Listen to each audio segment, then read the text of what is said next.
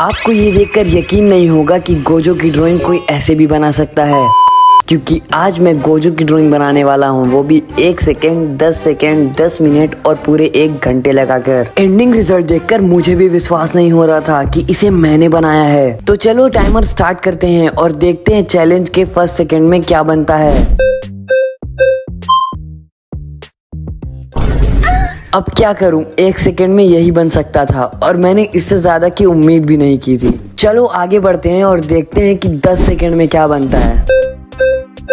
Pencil जितनी fast चल सकती है उतना फास्ट चला रहा हूँ। हाथ ऑलमोस्ट पेपर पर रेस लगा रहा है और टाइम ओवर।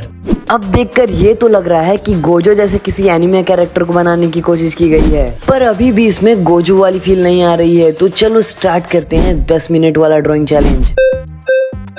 अब हर सेकंड की अलग ही वैल्यू है। अब स्पीड के साथ एक्यूरेसी भी मेंटेन करनी पड़ेगी। सबसे पहले मैं फेस का बेसिक स्ट्रक्चर बना रहा हूँ। कोई भी आर्टिस्ट हमेशा पोर्ट्रेट की शुरुआत आउटलाइन से ही करते हैं, क्योंकि फाउंडेशन सही हो तो बाकी की ड्राइंग ऑटोमेटिकली अच्छी बनने लगती है। अब मैं धीरे धीरे जॉ लाइन बना रहा हूँ और फेस का एंगल सेट कर रहा हूँ। इसके फेस में लिप्स और नोज बनाने के बाद ही मैं इसका ब्लाइंड फोल्ड बनाऊंगा। इसके नोज और लिप्स बना लेने के बाद अब बारी है इसके ब्लाइंड फोल्ड की। गोजो का ब्लाइंड फोल्ड सिर्फ उसके डिजाइन का पार्ट नहीं है, ये उसकी पहचान है। अगर किसी को व्हाइट हेयर और ब्लैक ब्लाइंड फोल्ड दिखा दो तो ज्यादा चांसेस है कि वो गोजो का नाम ले ले। और अब टाइम आ गया है गोजो का सबसे आइकॉनिक फीचर बनाने का, उसके बाल। सच बताऊं तो गोजो के हेयर देखने में जितने सिंपल लगते हैं उतने बिल्कुल भी नहीं है। अगर स्ट्रोक्स का डायरेक्शन थोड़ा भी गलत हो जाए तो पूरा कैरेक्टर अलग लगने लगता है। इसलिए मैं यहाँ जल्दी नहीं करूंगा, एक एक सेक्शन को ऑब्जर्व करके ड्रॉ करूंगा। अब तक ड्रॉइंग काफी क्लीन लग रही है। गोजो के फेस पर हमेशा एक अलग ही कॉन्फिडेंस होता है, चाहे सिचुएशन कितनी भी सीरियस हो, और यही कॉन्फिडेंस इसके कैरेक्टर को इतना मेमोरेबल बनाता है। मैं कोशिश कर रहा हूँ कि ड्राइंग में भी वही फील आए। अब टाइमर को देखता हूँ, ऑलरेडी आधा टाइम खत्म हो चुका है और ऑनेस्टली अब प्रेशर फील होना शुरू हो गया है। अभी शेडिंग भी बाकी है, हेयर की डिटेलिंग्स भी बाकी है और फाइनल क्लीन अप भी करना है। यही प्रॉब्लम होता है एक टाइम लिमिट चैलेंज में, जब लगता है सब कंट्रोल में है तभी टाइमर सबसे फास्ट भागना शुरू कर देता है। चलो अब स्पीड थोड़ी बढ़ानी पड़ेगी। मैं अननेसेसरी डिटेल्स को स्किप कर रहा हूँ, सिर्फ उन्हीं जगहों पर फोकस कर रहा हूँ जो ड्राइंग को सबसे ज्यादा इम्पैक्ट दे। Hair complete, blindfold complete, face भी ऑलमोस्ट रेडी। अब थोड़ी शेडिंग ऐड करते हैं। शेडिंग ही वो चीज है जो एक फ्लैट ड्राइंग को रियलिस्टिक बना देती है, जिसमें मैं डार्कर शेड्स के लिए 5B और 6B पेंसिल का यूज करूंगा। शेडिंग में ज्यादा पेशेंस के साथ नहीं कर सकता क्योंकि मेरे पास ज्यादा टाइम नहीं है। मुझे जल्दी जल्दी शेडिंग करने के बाद मुझे ब्लेंडिंग भी करना है, जिसके लिए मैं ब्रश का यूज करूंगा।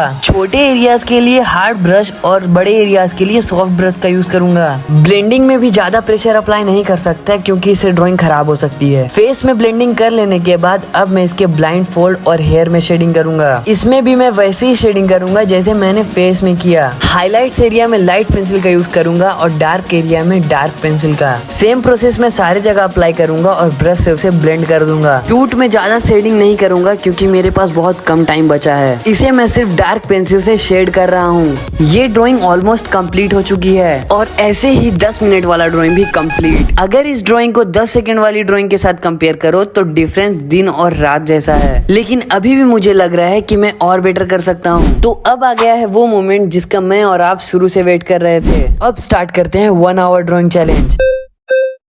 तो सबसे पहले मैं एक आउटलाइन बनाऊंगा। इस बार भी मैंने कोई टेक्निक या ग्रिड मेथड का यूज नहीं किया। मैंने पूरी आउटलाइन फ्री हैंड बनाने का सोचा है। फ्री हैंड ड्राइंग में हर लाइन कॉन्फिडेंस के साथ ड्रॉ करनी पड़ती है, क्योंकि एक छोटी सी मिस्टेक भी पूरे फेस के प्रोपोर्शन को चेंज कर सकती है। सबसे पहले मैंने गोजो के फेस में बेसिक शेप्स बनाया, फिर उसकी जॉ लाइन और नेक को सेट किया। उसके बाद धीरे धीरे ब्लाइंड फोल्ड बनाया। मैं हर लाइन को रेफरेंस देख कर ड्रॉ कर रहा हूँ और इससे ज्यादा टाइम तो मुझे सूट बनाने में लग गया, क्योंकि इसके सूट में फोल्ड्स बहुत थे, यानी डेप्थ एरिया। और अगर मैंने इसे सही से नहीं बनाया तो शायद ड्राइंग अच्छी नहीं बन पाएगी। तो ड्राइंग को बहुत अच्छा बनाने के लिए मैंने इसमें ज्यादा टाइम लगाया और इसके सारे डेप्थ एरिया को मैंने पेंसिल से ड्रॉ किया ताकि कलरिंग करते टाइम मुझे प्रॉब्लम ना हो, क्योंकि इसके हेयर के स्ट्रोक्स अलग अलग साइड में घूमे हुए हैं। लेकिन इसके हेयर को बनाने में मुझे ज्यादा टाइम लग गया और फाइनली कुछ डिटेल्स ऐड करने के बाद ये आउटलाइन कंप्लीट हुआ।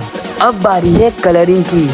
सबसे पहले मैं फेस को क्लीन कर रहा हूँ और एक्स्ट्रा गाइडलाइंस को इरेज कर रहा हूँ, क्योंकि कलर करने से पहले क्लीन स्केच बहुत जरूरी होती है। जितनी क्लीन आउटलाइन होगी उतना ही रिजल्ट प्रोफेशनल लगेगा। और अब सबसे interesting part, colour pencils. Colour गलत प्लेस हो गया या प्रेशर ज्यादा हो गया तो पूरी ड्राइंग का लुक चेंज हो सकता है, इसलिए मैं जल्दी बिल्कुल नहीं करूँगा। सबसे पहले स्किन टोन से स्टार्ट करते हैं, फिर उसके ऊपर धीरे धीरे लेयर्स बनाएंगे। इसी टेक्निक से कलर स्मूथ और नेचुरल लगते हैं। अब ड्राइंग वैसी ही दिखने लगी जैसे मैंने इमेजिन की थी। और अब बारी ब्लाइंड फोल्ड की। ब्लैक कलर सिंपल दिखता है, लेकिन अगर पूरा एरिया सिर्फ एक ही शेड से भर दिया जाए तो वो फ्लैट लगता है। इसलिए मैं ब्लैक के साथ पर्पल का भी यूज कर रहा हूँ ताकि फोल्ड्स और लाइटनिंग का इफेक्ट आए। अब ड्राइंग में कॉन्ट्रास्ट भी स्ट्रॉन्ग हो गया है और जहाँ जहाँ हाईलाइट्स है वहाँ पर मैं व्हाइट ही छोड़ रहा हूँ। अब बारी है गोजो के हाथ की। यहाँ सिर्फ बॉडी का पार्ट चेंज हुआ है पर प्रोसेस सेम है। फेस के जैसे इसमें भी मैं पिंक, पर्पल और ब्लू का यूज करूंगा। इसको देखने से ये नहीं लगता कि इन्हीं हाथों से डोमेन एक्सपेंशन किया गया है। ये हाथ बिल्कुल किसी नॉर्मल एनिमे कैरेक्टर के जैसे लगते हैं पर है नहीं। हाथ बना लेने के बाद अब बारी है गोजो के व्हाइट हेयर की, जो हमारे वाले केस में पर्पल है। पर्पल हेयर कलर करना शायद सुनने में इजी लगे, लेकिन एक्चुअली ये सबसे डिफिकल्ट पार्ट में से एक है, क्योंकि पर्पल कलर दिखाने के लिए पर्पल पेंसिल ही काफी नहीं है। लाइट ब्लू, डार्क ब्लू और शैडोज का परफेक्ट बैलेंस बनाना पड़ता है। सारे स्ट्रोक्स को ध्यान से बनाना पड़ता है ताकि हेयर झाड़ियों जैसे ना बन जाए,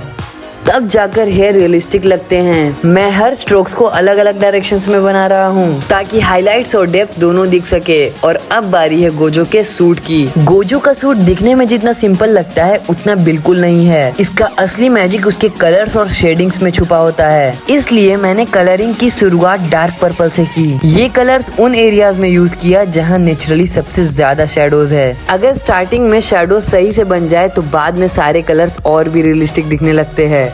गोजो का आउटफिट ब्लैक होने के बावजूद मैंने इसमें ब्लू कलर का यूज किया, क्योंकि एनिमल लाइटनिंग की वजह से ब्लू रिफ्लेक्शंस काफी दिखते हैं। इसी छोटी सी डिटेल की वजह से सूट फ्लैट नहीं दिखता, बल्कि उसमें डेप्थ और टेक्सचर आता है। अब टाइम था लाइट पर्पल का। मैंने इससे ब्लू और डार्क पर्पल के बीच ब्लेंड कर दिया ताकि ट्रांजिशन स्मूथ लगे। जब कलर एकदम नेचुरली मर्ज होते हैं तब ड्राइंग में एक अलग ही प्रीमियम फील आती है। उसके बाद मैंने ब्लैक कलर से उन जगहों को डार्क किया जहाँ सबसे ज्यादा शेडो एरिया होने चाहिए, लेकिन सिर्फ ब्लैक कलर भर देने से ड्राइंग रियलिस्टिक नहीं बनती।